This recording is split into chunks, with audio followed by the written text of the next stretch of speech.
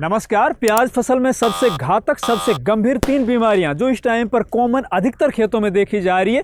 सबसे पहला पीलापन, अधिकतर खेतों के अंदर अभी 2-4 दिनों से अपन देख रहे हैं भैया पूरी की पूरी फसल है वो पीली पड़ रही है। दूसरा थ्रिप्स, लगातार जैसे जैसे टेम्परेचर बढ़ता जा रहा है वैसे वैसे थ्रिप्स का आक्रमण भी बहुत तेजी से बढ़ता जा रहा है। और तीसरा झुलसा, अगर ये बीमारी आपके खेत में इस टाइम पर आ गई तो भैया फिर इसको कंट्रोल करना मुश्किल ही नहीं नामुमकिन हो जाता है। और विशेषकर अभी जो मार्च और अप्रैल का जो महीना है ना, इनके अंदर तो इन तीनों बीमारियों को फैलने का सबसे बढ़िया टाइम होता है। इन्हीं टाइम के अंदर ये बीमारियां अपना विकराल रूप धारण करती है। अगर आपके खेतों के अंदर भी बीमारियां आ चुकी है या फिर आपके आसपास के खेतों में ये बीमारियां आ चुकी है तो आप सचेत हो जाइए। तो नमस्कार, मैं इंद्रपाल यादव। आज आपको मैं बताऊंगा प्याज फसल के अंदर कुछ ऐसे फॉर्मूले जिनको आप अपने खेतों के अंदर अप्लाई करते हो तो इन तीनों गंभीर बीमारियों का आप एक झटके में रोक सकते हो, कंट्रोल कर सकते हो। तो अभी तक अगर आपने ये चैनल सब्सक्राइब नहीं किया तो प्लीज़ चैनल सब्सक्राइब कर लीजिए, साथ ही वीडियो को लाइक और दूसरे किसान भाइयों तक शेयर करना बिल्कुल मत भूलिए। तो चलिए सबसे पहले बात करते हैं इस टाइम पर अधिकतर खेतों में सबसे बड़ी समस्या जो अभी दिखाई दे रही है प्याज में, पीलापन। तो पहले समझते हैं अपन पीलापन आखिर आता क्यों है, फिर इसका अपन इलाज बताएंगे। तो भैया आइए बैठिए।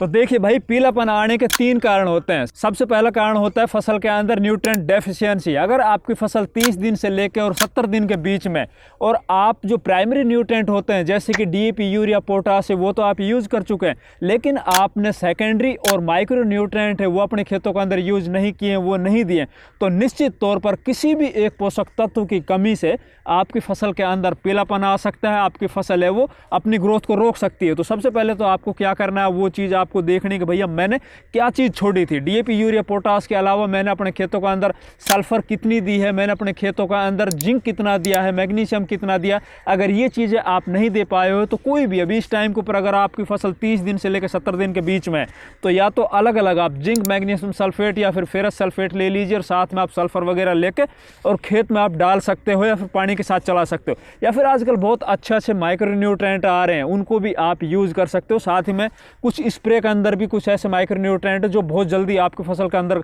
अपना रिजल्ट दिखाएंगे, वो आगे चल के बताऊंगा। तो पहला कारण तो हो गया भैया आपके खेतों के अंदर न्यूट्रिएंट डेफिशिएंसी, उसको आप सही कर सकते हो। दूसरा पीलापन आने का कारण होता है रस चूसा कीट। अक्सर प्याज फसल के अंदर जैसे जैसे टेम्परेचर बढ़ता चला जाता है, फरवरी के लास्ट वीक से लेकर मार्च और अप्रैल के अंदर रस चूसा कीट सबसे ज्यादा परेशान करता है थ्रिप्स।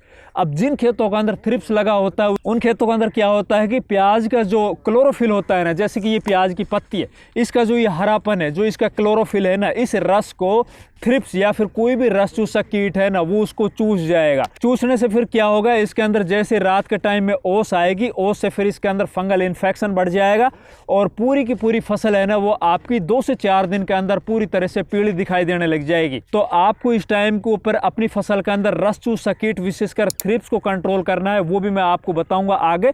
उनके अंदर कौन कौन से इंसेक्टिसाइड है वो इस टाइम को बढ़ते हुए तापमान में बढ़िया काम करेंगे।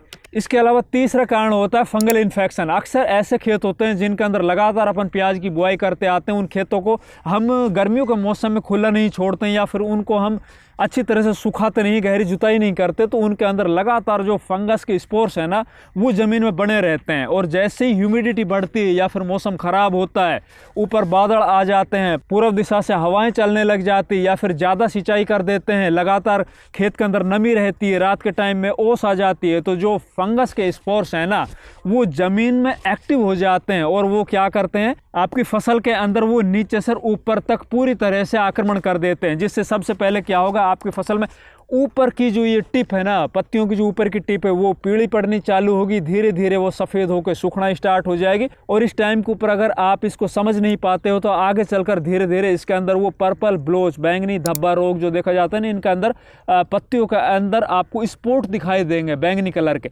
वो बन जाते हैं। और फिर वो बनने के बाद फिर उसको कंट्रोल करना बहुत मुश्किल हो जाता है।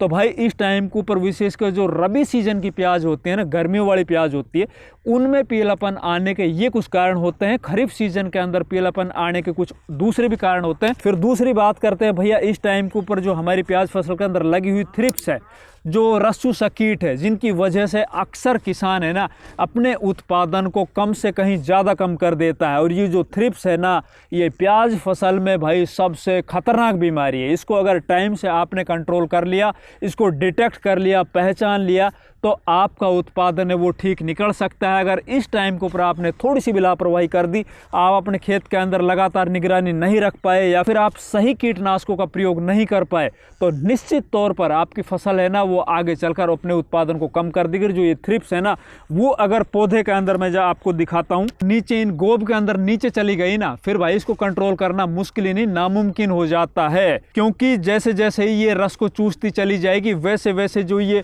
एक तरह से पत्तियां हैं ना, पहले तो दूर होती हैं, लेकिन धीरे धीरे धीरे धीरे ये पास होती यूँ चली जाएगी। और फिर इनके अंदर जब आप ऊपर से आप स्प्रे करोगे, तो वो स्प्रे है ना वो इनके अंदर जा ही नहीं पाएगी, थ्रिप्स तक पहुंच ही नहीं पाएगी। तो अब इसको किस तरह से कंट्रोल करें वो बताऊंगा, और साथ ही इसके अंदर लगने वाला जो झुलसा है ना आगे चलकर, उसको किस तरह से कंट्रोल करें वो बताऊंगा मैं। इनके अंदर सबसे पहले अपन बात करते हैं थ्रिप्स कंट्रोल करने के लिए कौन से इंसेक्टिसाइड इस टाइम के ऊपर विशेषकर सबसे बढ़िया काम करेंगे। तो भाई देखिए, अगर आपकी फसल इस टाइम पर 30 दिन से और 50 दिन के बीच में, तो आपको जो पहला स्प्रे लेना है ना, उसके अंदर आप थोड़े हल्के टेक्निकल यूज कर सकते हो। क्योंकि उस अवस्था के अंदर हमारी जो फसल है ना वो छोटी होती है, ज़्यादा बड़ी नहीं होती है। तो उसमें आप परफोनोफॉस साइपरमेथ्रिन के साथ आप एसीफेट का कॉम्बिनेशन ले सकते हो। इनमें आप नीम ऑयल भी मिला सकते हो। स्प्रे करोगे तो छोटी अवस्था के अंदर पौधा होगा, तो निश्चित तौर पर आपकी फसल में जो लगा हुआ थ्रिप्स वो कंट्रोल हो जाएगा। लेकिन अभी अपन देख रहे हैं भाई, अधिकतर जगह पर प्याज फसल है वो 60 दिन 70 दिन की हो चुकी है और पौधा है ना वो अब बड़ा हो चुका है। अब इन टेक्निकल से कुछ होने वाला नहीं, इसके अंदर आप अपन को टेक्निकल वो बढ़ाने पड़ेंगे। अब टेक्निकल बताता हूं मैं 3-4 आपको अलग अलग कॉम्बिनेशन, उनमें से आप कोई भी लेके एक स्प्रे करो, अगली स्प्रे आप 10 दिन के बाद दोबारा से दूसरे कॉम्बिनेशन की कर देना। भाई 100% गारंटी दे रहा हूं, आपके चाहे कितनी खतरनाक थ्रिप्स हो वो कंट्रोल हो जाएगी। लेकिन उससे पहले आपको कुछ सावधानी बरतनी। सावधानी क्या है? एक तो अगर आप सिंचाई कर रहे हो तो फ्लड इरिगेशन की बजाय अगर आपके पास व्यवस्था है स्प्रिंकलर की, तो आप स्प्रिंकलर चलाइए। स्प्रिंकलर चलाने से क्या है, आपके 30% थ्रिप्स है ना वो तो पानी से कंट्रोल हो जाएगी, स्प्रिंकलर से कंट्रोल हो जाएगी। दूसरा, जब आप अपनी फसल में स्प्रे करने जा रहे हो कीटनाशक का, तो आपको अपनी फसल की ग्रोथ के अकॉर्डिंग उसमें पानी और जो कीटनाशक अभी मैं बताने जा रहा हूं उनकी मात्रा बढ़ाते चलना होगा। अक्सर किसान क्या करता है भैया, वो पानी और कीटनाशक की मात्रा है ना वो कम रखता है, जल्दी जल्दी स्प्रे कर देता है और फिर वो सोचता है कि यार तेरे तो थ्रिप्स खत्म नहीं हो रही। तो भाई खत्म कहां से होगी? जिस तरह से आपकी फसल है ना वो बढ़ती चली जा रही, वैसे वैसे इसके अंदर आपको पानी भी बढ़ाना होगा और कीटनाशक भी बढ़ाना होगा। तो इसमें पहला कॉम्बिनेशन अपन लेते हैं भैया 40% फिप्रोनिल और 40% इमिडाक्लोरोपिड का कॉम्बिनेशन, जो पोलिस के नाम घड़ा कंपनी का आता है। उसके साथ आप डेल्टा मैथ्रिन डेसिस के नाम से जो आ रहा है ना, इन दोनों को मिला के आप स्प्रे कर दीजिए। शुरुआती चरण में लगी हुई चाहे जितनी भी थ्रिप्स है ना वो कंट्रोल हो जाएगी। दूसरा, इससे तगड़ा कॉम्बिनेशन बता रहा हूं मैं, जैसे जैसे अपन आगे चलेंगे तो वो एक से बढ़कर एक कॉम्बिनेशन बताऊंगा मैं अभी आपको। चाहे जितना थ्रिप्स हो आपके, आप टेंशन मत लेना, इनमें से कोई भी स्प्रे कर देना, आप 100% कंट्रोल हो जाएगा। तो उसके अंदर दूसरा हमारा कॉम्बिनेशन है BASF कंपनी का एक्सपोनस। बहुत जबरदस्त रिजल्ट है इसके। अब एक्सपोनस के साथ आपको लेना है परफोनोफॉस साइपरमेथ्रिन। इन दोनों को आपको मिला के स्प्रे करना है, 100% आपको थ्रिप्स पे कंट्रोल अच्छा मिलेगा। फिर इससे अगला कॉम्बिनेशन बता रहा हूं भैया, एक से बढ़कर एक कॉम्बिनेशन है, इनका कोई तोड़ नहीं है। तो अगला उसके अंदर सिंजेंटा कंपनी का सिमोडिस के साथ आपको अल्फा मैथ्रिन, जो स्टॉप के नाम से आते हैं ना बायस्टेड कंपनी का, इन दोनों को मिला के स्प्रे कर दीजिए। थ्रिप्स एक झटके में खत्म। इससे अगला कॉम्बिनेशन जिसका आज तक कोई तोड़ नहीं है वो है डाउ कंपनी की डेलीगेट के साथ आपको मिलाना है FMC कंपनी का मार्शल। ये वाला जो कॉम्बिनेशन है ना वो तो चाहे आपके खेत में कितनी खतरनाक थ्रिप्स हो भाई, चाहे कितना ही बढ़ता हुआ तापमान हो, आपके खेत में चाहे कितने खतरनाक थ्रिप्स हो, उनको 100% केवल 1 घंटे में कंट्रोल कर देगी। सुबह स्प्रे करोगे, शाम के टाइम जब आप अपने खेत में जाके देखोगे तो आपको एक भी थ्रिप्स दिखाई नहीं देगी। फिर बात आती इससे अगला कि यार हमारे खेतों के अंदर जो लगा हुआ झुलसा है ना उसको किस तरह से कंट्रोल करना। तो भाई इन्हीं स्प्रे के अंदर फिर बात आती कुछ ऐसे फंजीसाइड जिनके आगे चलकर रिजल्ट आपको बहुत ही शानदार देखने को मिलेगा। तो उनके अंदर आपको सबसे पहले तो एक लेना है कॉन्टैक्ट फंजीसाइड और साथ ही उसके अंदर मिलाना आपको एक सिस्टेमिक फंजीसाइड। कॉन्टैक्ट के अंदर आप लीजिए प्रोपिनेप जो एंट्राकोल के नाम से आता है, बहुत शानदार रिजल्ट मिलता है। इसके अंदर सिस्टेमिक में लीजिए भैया आप नेटिव जो बायर कंपनी का आता है ना, जिसके अंदर टेबुकोनाजोल ट्राइफ्लॉक्सट्रोबिन होता है, इनका कॉम्बिनेशन बना के और जो अभी मैंने आप लोग से इंसेक्टिसाइड बताया है ना, वो आप स्प्रे कर सकते हो। एक स्प्रे के अंदर आप कोई भी इनमें से इंसेक्टिसाइड ले सकते हो 2, और साथ ही आप ये नेटिव और एंट्राकोल ले सकते हो। दूसरे स्प्रे के अंदर आप लगभग 8 से 10-12 दिन के बाद फिर आपको क्या करना है, जो मैंने अभी आपको इंसेक्टिसाइड कॉम्बिनेशन बताए उनमें से आप कोई भी 2 इंसेक्टिसाइड चूज कर सकते हो। और साथ ही आपको इसके अंदर लेना है लूना एक्सपीरियंस के साथ आप लीजिए मैनकोजेब। ये हुए भैया 2 कॉम्बिनेशन इंसेक्टिसाइड और फंजीसाइड के, ठीक है। अब बात आती है इसके अंदर भैया टॉनिक क्या यूज़ करें। तो देखो अभी इस टाइम के ऊपर लगातार बढ़ते हुए टेम्परेचर की वजह से या फिर अपन कई बार क्या है थोड़ा बहुत लेट हो जाते स्प्रे वगैरह, उनसे हमारी फसल है वो स्ट्रेस के अंदर आ जाए। तो स्ट्रेस से निकालने के लिए मैं भी आपको 2 टॉनिक बता रहा हूँ, इनमें से कोई भी आप ले सकते हो, इसी स्प्रे में मिला लेना भैया।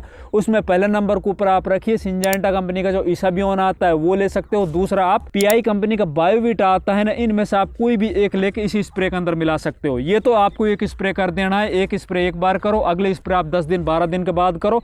100% आपके खेत के अंदर से लगे हुए जितने भी रस चूसक कीट या फिर झुलसा जनित बीमारी है या फिर कोई भी फंगस है ना, वो 100% कंट्रोल हो जाएगी।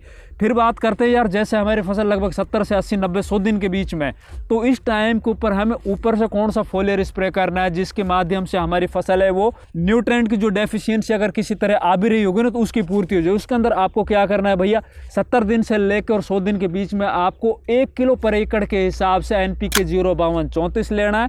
इसी के अंदर आपको बहुत अच्छी क्वालिटी के कुछ माइक्रो न्यूट्रेंट आ रहे हैं, जैसे कि कॉम्बी 2 के नाम से आ रहा है, बहुत अच्छे रिजल्ट है उनके, या फिर कोई भी आप चिलेटेड माइक्रो न्यूट्रेंट देख लीजिए जिनके काफ़ी अच्छे शानदार रिजल्ट देखने को मिले, उनको ले लीजिए और इन दोनों का कॉम्बिनेशन बनाकर अपनी फसल के ऊपर आप स्प्रे कर दीजिए। तो किसान भाइयों, अगर आपको हमारे साथ जुड़कर और अपनी फसल के अंदर आई हुई कोई भी खतरनाक बीमारी उनको टाइम से कंट्रोल करना है, अपनी प्याज फसल का उत्पादन आपको तगड़े से ज़्यादा तगड़ा निकालना है और किसी भी तरह की जो आई हुई समस्या है वो आप हमारे ऊपर छोड़ना चाहते हो, तो स्क्रीन के ऊपर जो ये व्हाट्सअप नंबर चल रहे हैं इन पे अभी आप व्हाट्सअप करके हमारे ऑनलाइन कोर्स को ज्वाइन कर सकते हो। फिर आपको सीधा मैं इंद्रपाल यादव आपके खेत के अंदर लगी हुई जो प्याज फसल है उसकी देखभाल करूँगा। एक तरह से ये समझ लीजिए आपकी फसल है वो हमारी हो जाएगी। इसके अंदर आपको बिल्कुल छोटा अमाउंट पे करना होगा, एक बीड़ी का बंडल है ना वो भी ज़्यादा होता है, उससे भी कम 1 दिन का आपका खर्च आएगा।